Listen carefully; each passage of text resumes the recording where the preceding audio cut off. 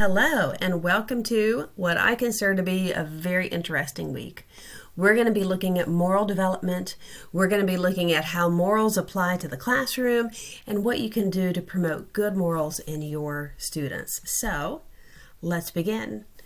As you know, I do like to start with terminology, so we're all understanding what we're talking about. So what is morality? Morality is your internal guide that tells you right from wrong. It includes what does it mean to be honest, what does it mean to be fair, what does it mean to be just. And this internal guide of yours guides your behavior, guides your interactions with other people. Okay? So let's start with the question. Can you think of a moral dilemma that is going to affect you as a teacher? Something that you will see in your students? Well, if any of you thought of cheating, that is probably the number one issue that you're going to have when it comes to moral dilemmas, but that's not it. I thought it was really important to start off this chapter with letting you see why this is important for future teachers. Let's start with the biggie, and that one is sexting. Now, you might think, well, students are going to be doing that at home and on their own time. How does that impact me? It impacts their interactions with one another. It can lead to bullying. It can be something that trickles down and becomes an issue that you or your principal are going to have to deal with. And every year, this is becoming more and more frequent among teens. And did you know this? I was talking to a superintendent in Southern Ohio. This was 5 years ago. He told me his number one problem was sexting in the middle schools. So this is a big issue. Now, you may or may not know this, but in Ohio, and in fact, let me go ahead and get my laser pointer out for this one, any minor who is caught creating, distributing, or possessing any sexually explicit image of another minor could be prosecuted for child pornography and registered as a sex offender.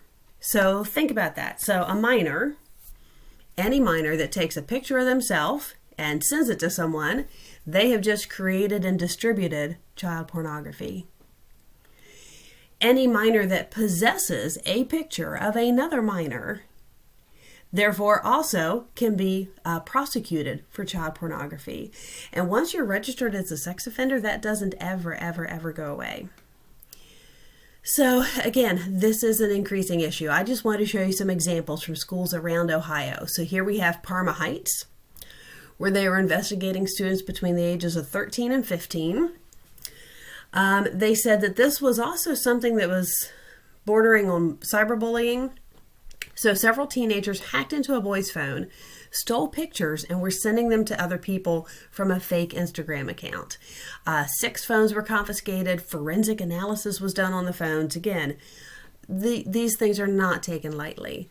So here's another one. St. Clairsville, 47 to 50 students were sent home for alleged sexting and were investigated. So that's not the only moral dilemma. You also have cyberbullying, which we've talked about previously. We know that about half of your students will have experienced some form of cyberbullying, and I would say that number probably just keeps going up. And 10 to 20% of the young people who regularly experience cyberbullying do so through mean, hurtful comments, spreading of rumors, things that we've talked about before. So obviously that touches upon morals. Then we have cheating. So there was a survey done between the years 2002 and 2015. They found about 58% of students admitted to plagiarizing papers. 95% admitted to cheating in some form. So again, that's going to be something that hits your classroom desk, so you're going to have to deal with. So let's take a look at how moral development changes over time. It's important to understand how your elementary school students are going to reason differently from your high schoolers. So we will be looking at Lawrence Kohlberg's stage theory. It's not the only theory out there, but it is one that is quite popular and widely believed. So Lawrence Kohlberg, he was an American psychologist, worked at University of Chicago, and what he did was he studied how people reacted to a moral dilemma. So he would read you a moral dilemma and then ask you, what should the character do? And ask a variety of follow-up questions. And what he really wanted to do was see how our moral reasoning changed as we got older. Because I would hope that if I was put in a moral dilemma, that today I would reason differently than I did when I was 8 years old. So what did he do? His very first study started off with 72 boys between the ages of 10 and 16. And then the majority of them, you tend to lose some subjects along the way. He would follow them up. So every 3 years, he would interview them again. 3 years later, interview them again. 3 years later, interview them again. He did this for 20 years. This is called a cross-sequential study. It's a great way of doing research in human development to look at change over time in a group of individuals of different ages. All right, so each boy was given a 2-hour interview based on the 10 dilemmas, and what he wanted to see was how you would judge right from wrong and the reasons you would give for your decisions. So I'm going to give you one of the main prompts that he's well known for, but here's a short video to summarize it. Heinz's dilemma. Heinz's wife is dying because of a special kind of cancer. There is only one drug that the doctors think might save her. It is a new formula which a pharmaceutical company in the same town has recently discovered. The drug is very expensive to produce, but the company is charging 10 times the production cost.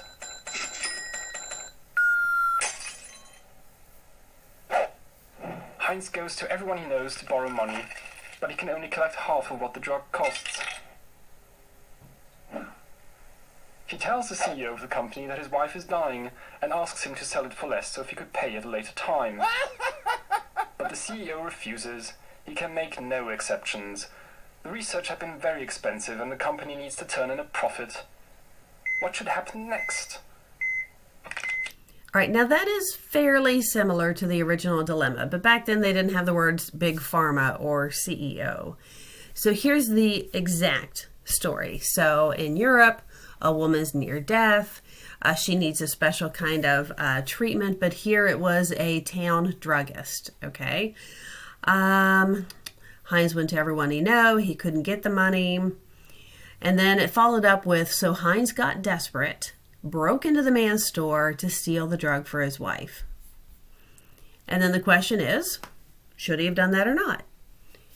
Well, that final question can really be only answered yes or no.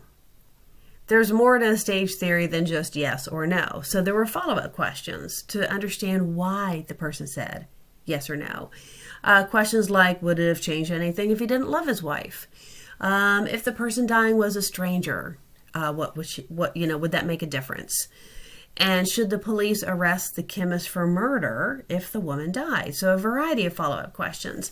From this, he created this fairly complicated stage theory. So what we're going to see is, at each point there's a level. There's 1, 2, 3 levels. Within each level there's 2 stages. So we'll see what the level is about in general, and then look at each stage. Then move on to the next level, look at its stages. So obviously we're going to begin at level 1. Level 1 is called pre-conventional morality. So we know pre means before conventional morality. This is where all of us start. And it's basically lasts until about the age of 9. At level 1, what all of us are concerned about is personal needs. So when I'm deciding right from wrong, I'm thinking something like this: what's in it for me? So when I'm thinking level 1, the word that comes to mind is me. Me. What I decide right and wrong based, again, on what's best for me. And the idea of what's best for me must be what's right. What's bad for me must be wrong. The individual doesn't have what we call a personal code. So they don't have an internalized concept of right from wrong. So when they're trying to decide things like whether or not they should steal, whether or not they should lie, it's not based on the understanding that stealing is right or wrong, lying is right or wrong. It's about, is it good for me or is it bad for me to do that? So within each level, there are 2 stages, but first, you might wonder why I have these pictures up. Reality TV shows have very strategic casting. So they give these people a variety of personality inventories. And one of the things that they're looking for is, if I go back a slide, people who reason at level 1 morality. Why do you think that is? Are they going to make good or bad choices? They're probably going to make bad choices because they're only looking out for number 1. So when they're trying to decide, should I cheat on somebody? Should I drink? Should I do this? Should I do that? Their answer is, if it's good for me, I'll do it. And so this can cause quite the contagion of bad behavior. All right, so stage 1 is called punishment avoidance. So this is the idea of being good simply because you don't want to be punished. You know, punishment is bad. Nobody wants to be punished. So early on in life, children will choose to behave and will choose good moral decisions, or at least what appears to be good moral decisions, often because they simply don't want to be punished. So when it comes to cheating, and I'll use cheating as a central example throughout this stage theory since it will apply to all of us as teachers, the student in stage 1 would say something like, I shouldn't cheat because I don't want to get in trouble. Or it's okay to cheat if you don't get caught. So you can see it's not an internal guide on right and wrong for cheating. It's about whether or not they can get away with it and whether or not it's good for them. So if I'm at stage 1 and all I care about is me, what's good for me, should Heinz have stolen the drug? From a stage 1 point of view, what do you think? This one is tough, but it is probably a thumbs down, because if you break into a store and steal something, is it likely that you're going to get punished? If it's likely that you're going to get punished, then a stage 1 person would say you shouldn't do that. And yes, there can be adults in stage 1, as we saw from our reality TV show example. But if you're thinking from the point of view of a dutiful husband who's trying to make his wife happy and that saving her life might be good for him, then perhaps it would be a thumbs up. But again, it all depends upon your rationale. But most likely a stage 1 person would say, you don't want to get caught, you shouldn't do that. Here's a quick video showing how a child within stage 1 responds to Heinz's dilemma. Should Heinz have stolen the drug? No. No. No? No? No. No. Why is it wrong? Because you never know if somebody's hiding where police are close, and there are maybe police or spies sneak in there. Because stealing could turn you into a criminal. Because you might get caught. You'll be sent. So you can see a similar pattern in their responses. So stage 2 is called personal reward. In contrast, stage 1, what you're truly focused on is not getting in trouble. Stage 2, what you're focused on is obtaining a reward.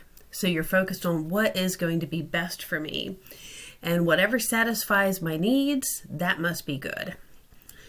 Now, as a caveat, they are a little bit older here, and so they do typically understand that other people have other needs as well. So I know what's best for me, and that's what I'm looking for, and what's best for me may not be the same thing as what's best for someone else. When it comes to cheating, the frame of mind that an individual would have in stage 2 might be, well, I had to cheat because the test was hard. Or I let my friend copy off of me because I owed him a favor. That you're doing it because somehow it's good for you. Now, from here, I want to show a couple of examples to really bring home what stage 2 is about. I'm going to start with a video of my daughter where she was in stage 2 and I felt like her answer was quite exemplary for this stage. So we were just talking about cheating, and Sarah said she would never cheat. Why would you not cheat? Because if you cheat, you may get the wrong answer off of someone's paper. That's true. Are there any other reasons why you wouldn't cheat?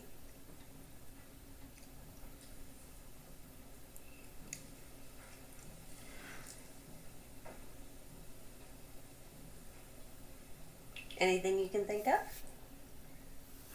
No? Okay, thank you. So you can see in that video, what she was focused on was, again, what's good for me is right, what's bad for me is wrong. So what's good for me is to do well, so I shouldn't cheat because if I cheat, I may not do well. Still, no internalized idea of right or wrong. It's just about what's good for me.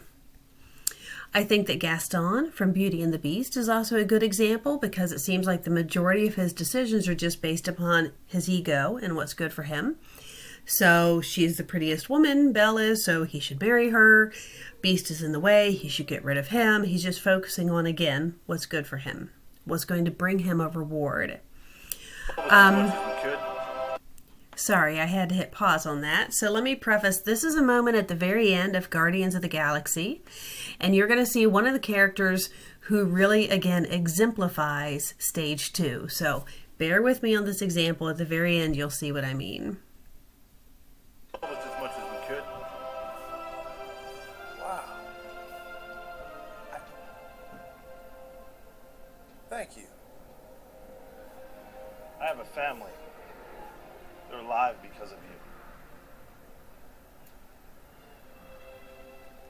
Criminal records have also been expunged. However, I have to warn you against breaking any laws in the future. Question. What if I see something that I want to take and it belongs to someone else? You will be arrested. But what if I want it more than the person who has it? Still illegal. That doesn't follow. No, I want it more, sir. You understand? What are you laughing at? Why, I can't have a discussion with this gentleman? What if someone does something irksome and I decide to remove his spine? That's actually... Okay, so my point was actually on Rocket, the raccoon. The idea of, well, if I see something I want, can't I take it? What if I want it more than the person who has it? That's very much personal reward. All right, so keeping this in mind, what personal reward is about, should Heinz have stolen the drug? Will it benefit him to steal the drug? What do you think? This one is perhaps a thumbs up. That if you're at stage 2 and you're thinking, what's best for me? What is going to give me a reward?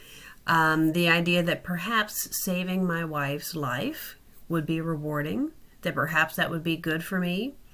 You're not as focused on avoiding punishment here. You're just focusing on that, kind of like Rocket. I want it more than they do. So here's a short video to wrap up stage 2. Stage 2 is called individualism and exchange. They realize that everybody in life naturally wants their own way of things, and everybody wants to pursue their life in their own different way, based on their own self-interests. Punishment is just a risk that everybody wants to avoid. So in response to the Heinz dilemma, children with moral thinking at this stage often think, well, what was right for Heinz is what met his self-interests, which means stealing the drug for his wife, and what was right for the druggist is what met his self-interests, which means making the money off the drug. Right for him to steal, and it wasn't, because but he didn't have the money, so he stole it. But also, he didn't have the money, so he couldn't buy it, so he just stole it. So again, I think that's a good wrap up for stage 2. Moving on, we're now going to level 2, and within level 2 we have stages 3 and 4. Level 2 is called conventional morality. This is where most of your teenagers and most of your adults are. In fact, the majority of adults don't really move beyond level 2. So here, right and wrong is a little bit easier to determine.